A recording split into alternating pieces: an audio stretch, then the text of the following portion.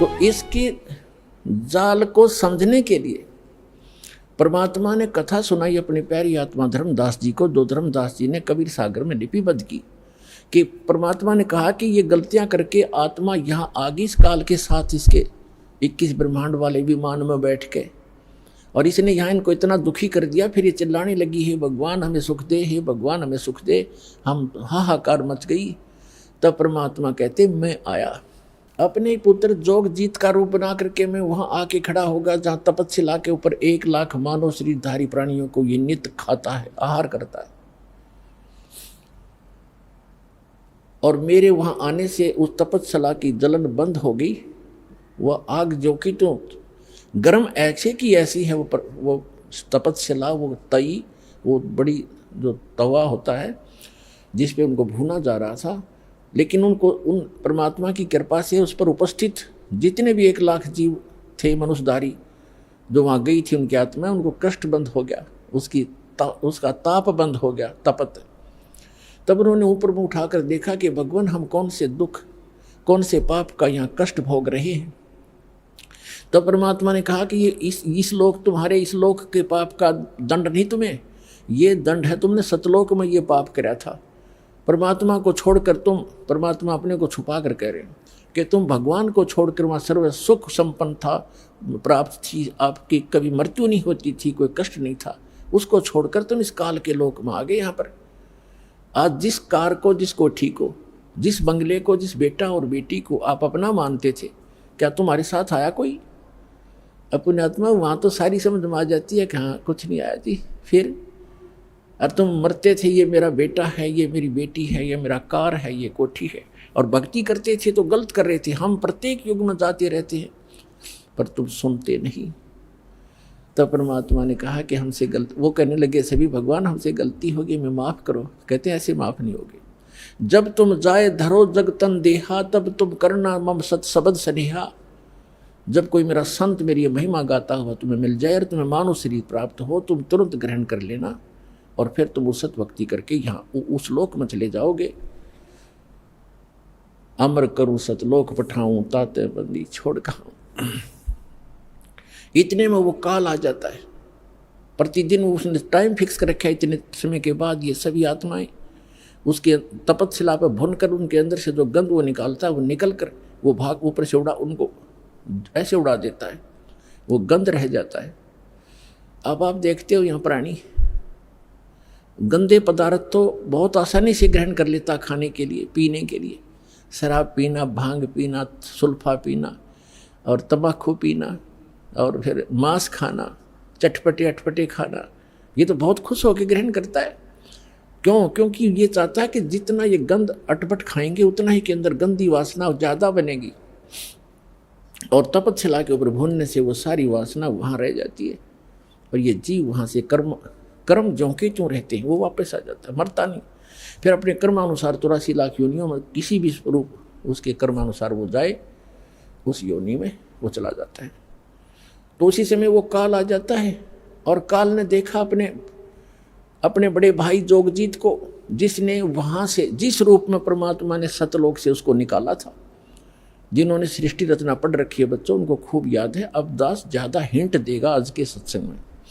सृष्टि रचना कभी आपको बताएंगे, और आपको सीडी वगैरह बनाकर भी दे रखी है, वो भी देख सकते हो। और उसने कहा, उसने सोचा, काल ने, इस ज्योत स्वरूपी निरंजन सरपुरुष ने के मन में आई कि जोगजीत कैसे आ गया, ये कोई परम पिता का कोई संदेश लेकर आया है, पहले इसे वो संदेश जानता हूँ, क्या आज्ञा लेकर आया है ये भगवान की, और फिर आज इसको कूटूंगा, पिटाई करूँगा इसको मारूंगा, खूब कूटूंगा, क्योंकि इसने मुझे वहाँ से मार कर निकाला था, मुझे ज़बरदस्ती निकाला था सतलोक से। तो मुझे परमात्मा बताते हैं कि धर्मदास, मुझे देखकर काल भयंकर हो गया, और पहले मुझसे कहा कि पहले जोगजीत कोई आज्ञा है भगवान की, परमात्मा की, पिता की, वह मुझे बता, और फिर जोगजीत तुझे छोड़ू नहीं गा, तूने मुझे वह मार कर निकाला था। तब परमेश्वर जो जोगजीत रूप में वहाँ उपस्थित थे, विराजमान थे, खड़े थे, विद्वान थे, परमेश्वर ने कहा, धर्मदास मैंने उनसे कहा परमात्मा बता रहे हैं, धर्मदास जी लिख रहे हैं कि मैंने उससे कहा कि सुन ले आदेश परमपिता का कि ये भोली आत्मा तेरे साथ आ गई थी, इन्होंने तो गलती की सो की, पर तूने इनका कैसा सांग निकाल रखा है, कैसे कैर ढा रहा है इनके ऊपर तू। कोई गधा बना दिया, कोई गधी बनाई, कोई कुत्ता, कोई कुतिया, किसी का बेटा मर गया, किसी की बेटी मार रहा है, हाहाकार मचा रखी। तो इसने कहा कि पिताजी ने मुझे श्राप दिया था, और जिस श्राप अनुसार मुझे भूख लगती है तो मैं तो इनको खाऊंगा, बनाऊंगा, पैदा भी करूंगा। परमात्मा ने कहा कि चल इन्हें गलती कर दी, तो खा भी रहा है, सारे काम कर रहा है, फिर इनके किसी का हाथ काटे, किसी की टांग कटे, कोई अंधा, कोई कैंसर से पीड़ित, ये जुल्म क्यों कर रहा था इनके ऊपर। तब इसने कहा कि मैं तो सत्य का राज करता हूँ, मैंने परमात्मा को वचन दे रखे हैं, और जैसे कर्म जो करेगा वैसे भोगेगा, मुझे इसमें कोई लेना देना नहीं है। पुण्यात्माओं, यहाँ की इस सारी व्यवस्था ऐसी है इस काल के लोक में। एक तरफ तो सरकार शराब के ठेके, फीम के ठेके, भांग के ठेके खोलती है, और फिर शराब पीकर कोई इधर उधर जाता है उसको अंदर कर देता है, तो शराब पी कर गलत गतिविधि की, और शराब पी कर रामायण बचेगा, वो भांग पी कर रामायण पढ़ेगा, गलत गतिविधि करेगा वो। तो इसने ऐसा कर रखा है कि मैं तो सत्य का राज करता हूँ, जो जैसे कर्म करेगा वैसा ही फल देता हूँ। अब ये इतनी बकवादों का की आविष्कार करवा दिया, तो फिर ये भोली आत्मा तो गलतियां करेंगे ही करेंगे, तो कहते भोग लेंगे। इसने थोड़ा लेना देना, हम इसके बच्चे नहीं हैं, हम इसके बच्चे होते तो ऐसा दुख देता ही है। आज केदारनाथ के ऊपर 20,000 आदमियों को मार देता अपने बच्चों को। ये हम इसके बालक नहीं हैं, हम इसकी प्रजा नहीं है, हम उस परमात्मा की प्रजा हैं, सतपुरुष के बच्चे हैं, और हम अपनी गलती से इसकी कैद में फंस गए हैं। यहाँ से निकालने का एक तरीका है, हम स्वेच्छा से आए हैं, स्वेच्छा से ही वापस जाएंगे। जब हमारी यहाँ के लोक से दुखों से इतना मन हट जाएगा और वहाँ के सुख से हम इतने प्रभावित और प्रेरित हो जाएंगे और फिर सत भक्ति करेंगे, तब हम वहाँ जा पाएंगे। इसलिए आपको सारा ज्ञान प्रमाण दिखाए जा रहे हैं, ताकि आपका यहाँ से मन हटे और भक्ति पर डटे, और फिर वहाँ चलेंगे हम। तब इसने कहा, परमात्मा ने कहा जोगजीत रूप में कि मैं नीचे जाऊंगा, परमात्मा ने भेजा हूं, और वहां जाकर तेरे सारे जाल को समझाऊंगा और सबको परमात्मा की महिमा बताऊंगा। आपने सारे परमात्मा की जो सतपुरुष है, जो वास्तव में भगवान है, यथार्थ स्थान है, उसका तो नामो निशान मिटा दिया, तू स्वयं भगवान बन बैठे यहाँ का। और सबको बताऊंगा, और एक ऐसा गुप्त मंत्र दिया है मेरे को, वो मंत्र उनको दूंगा, सतनाम और सार नाम।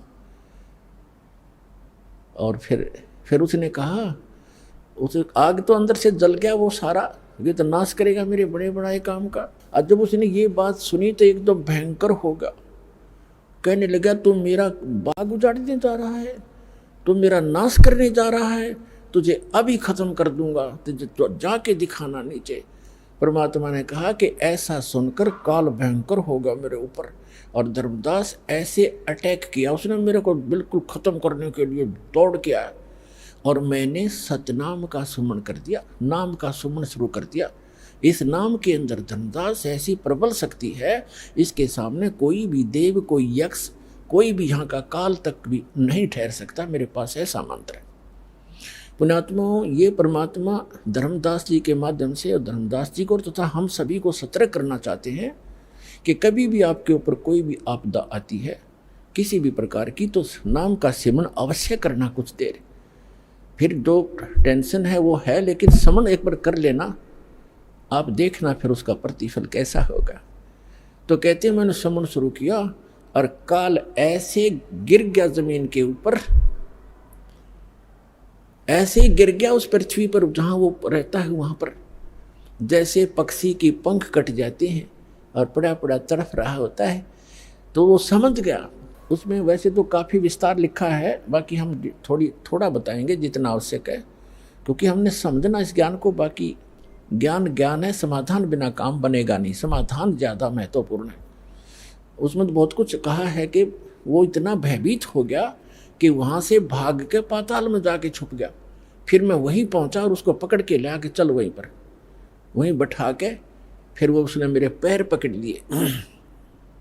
जब ताकत से पार नहीं बसाई, नहीं उसका बस चला, तो मेरे चरण पकड़ लिए, बुरी तरह रोने लगा और कहने लगा, मैं तो आपको पिता के समान मानता हूँ, छोटे तो गलती किया करते हैं, बड़े क्षमा करते हैं, मुझे माफ़ कर दो। रोया बुरी तरह। परमात्मा बोले कि मैंने कहा कि चल ठीक है, माफ़ कर दिया। ऐसे नहीं, आप वचनबद्ध हो जाओ। परमात्मा बोले क्या वचनबद्ध हो जाऊं? कि एक दया करना कि 3 युगों में जीव थोड़े ले जाना। सतयुग त्रेता द्वापर माही, तीनों युग जीव थोड़े जाए। चौथा युग जब कलयुग आवे, तब शरण जीव हो जावे, जीव बहु जावे। ऐसा वचन हर मोय दीजे, तब संसार गवन तो कीजे। और भी 1-2 प्रश्न थे, प्रार्थना थी, वो कही तो परमात्मा ने कहा चलो तथास्तु, जो तूने मांगा मैंने बख्श दिया। 3 युगों में जीव कम ले जाऊंगा और चौथे युग कलयुग में मैं खूब तूफान मचाऊंगा अपने बच्चों को निकालने के लिए, तो बाधा मत करना फिर। तो उसने कहा कि एक और प्रार्थना की उसने उसी समय कि जो आपका ज्ञान स्वीकार करे, आप जाओ, और या आपका कोई संदेश वाहक आवे कि जो भी मानव परमात्मा का इच्छुक, स्त्री या पुरुष, आपका ज्ञान स्वीकार करे, वो आपका और हमारा ज्ञान, काल के दूतों का, इन मंडलेश्वरों और आचार्यों का जो ज्ञान ग्रहण करे, उसको आप बाई फोर्स ना लेना, ये दया करना, बलपूर्वक ना ले जाना। ये तो परमात्मा को पता था, बलपूर्वक ले जाएगा कोई टकेगा वहाँ पर। कहते परमात्मा यहाँ तो कहते हम मोहम्मद को वहाँ ले गयो, इच्छा रूपी वहाँ नहीं रहो, उल्ट मोहम्मद मैल पठाया, गुज बीरज एक कलमा लाया, रोजा बंग नमाज दे रे, बिस्मिल की नहीं बात कही रे। हजरत मोहम्मद जी को लेकर गए थे, लेकिन उसकी इच्छा यहाँ से हटी नहीं थी, क्योंकि यहाँ उसके बहुत घने अनुयायी बन गए थे और उनको ज्ञान संपूर्ण ग्रहण समझ में नहीं आया था। तो कहते परमात्मा को मालूम था कि बलपूर्वक कैसे ये वहाँ रुक जाएंगे, ये पहले वहीं ना रहा करते, गड्ढा करते, आप बड़े यहाँ पर इस गंदे लोक में, यहाँ से। तो उसने कहा कि ठीक है, परमात्मा ने कहा ठीक है, जो मेरा ज्ञान ग्रहण करे वो मेरा, ताकि निकट काल मत आना, कि जिसने लिया मेरा परवाना, ताकि निकट काल मत जाना। कि मेरे जिसने मेरा ग्रहण कर लिया नाम, मेरा ज्ञान, उसके निकट तुम मत जाना। तो काल ने कहा था कि जो आपकी मर्यादा में रहेगा आपका, और मर्यादा तोड़ेगा तो मेरा ही है। वो तो अंडरस्टूड, इसमें कहने की जरूरत नहीं है फिर तो परमात्मा ने कहा ठीक है तथास्तु। जब परमात्मा ने ये सारा कुछ कह दिया और उसकी सारी स्वीकृति दे दी, तब एकदम रूप बदल गया और एकदम खड़ा हो गया। जोग जीत जाओ संसारा, जीव न माने कहा तुम्हारा, जीव तुम्हारा कहा न माने, हमरी ओढ़ हो बाद बखाने। मैंने उनको ऐसी उल्टी पट्टी चटपटा दी कि सब मेरे ही ज्ञान को ग्रहण किए हुए हैं, और कलयुग में तो उनकी ऐसी हालत कर दूंगा कि किसी को भी भक्ति योग्य नहीं छोड़ूंगा। देवल धाम और तीर्थ पुजवाऊं, देव धाम इनकी पूजा करवाऊंगा, या विद जीवों को भरमाऊं।